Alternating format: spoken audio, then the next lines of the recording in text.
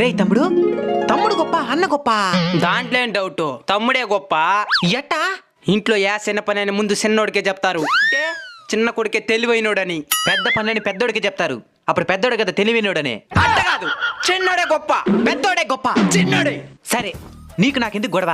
చిన్న పోటీ పెట్టుకుందాం. ఎవడు గెలిస్తే వాడే గొప్ప. ప్రైజ్ మనీ 100 రూపాయలు. సరే, ఏంది పోటీ చెప్పు. ఇక్కడ మొత్తం 20 గడ్డి మోపులున్నాయి. వీటిలో మన ఇద్దరు ఎవరైతే తక్కువ టైంలో లోడ్ ఎక్కిచ్చేస్తారో వాళ్ళే గెలిచినట్టు. సరే పద. Ready, start.